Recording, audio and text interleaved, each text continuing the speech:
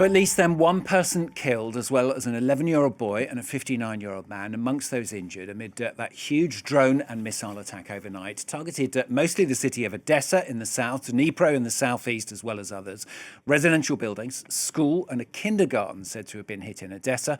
Comes as in Russia. Drones were downed overnight in the southern region of Rostov after 4 people were killed over the weekend in the Moscow region as Ukraine launched its biggest overnight drone attack on the capital in more than a year. Well, let's bring up to date then with all the latest. We're going to cross to Kharkiv in Ukraine, talk to our correspondent Emmanuelle Chaze, who joins us from there. Emmanuelle, bring us up to date then. What's the latest you're hearing on these attacks?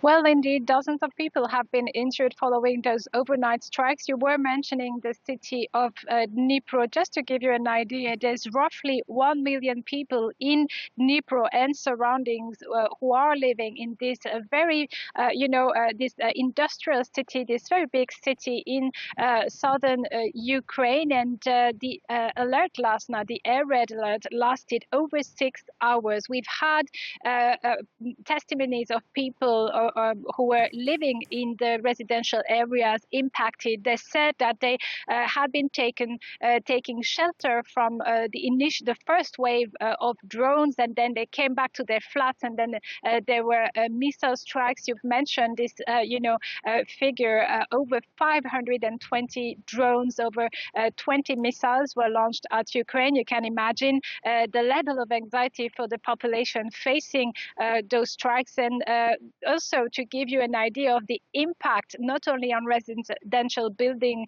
and not only on people living in the buildings impacted, but the entire rail schedule in the region today was impacted also by those strikes. This is for Dnipro. Odessa, the harbor city of Odessa in the southern part of the country, has also been impacted. An 11-year-old boy was injured. An adult also was injured. And the commander of the Ukrainian Marine, reports that one of the kamikaze drones, Russian kamikaze drones, also crashed into a trade vessel of China, which would be a first indeed. So another night of terror for the Ukrainian population.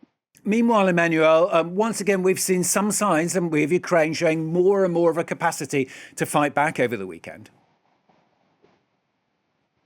Absolutely, and those renewed Russian strikes against the Ukrainian population really stand in stark contrast with Russia's capabilities on the front line, on the one hand, and on the other hand, Russian capabilities to defend itself even within the territory of Russia. Those Ukrainian strikes sometimes are very deep into the Russian territory. We've seen over the weekend those strikes against Moscow and Moscow region. And I'd like to point out that from Ukraine, the authorities, be it the army or the government, are very keen to point out that Ukraine, for its part, strikes a military target, industrial targets, for example, warehouses, industries that are helping Russia's war effort against Ukraine. So companies which are building microchips, which are building optical material, radioelectronic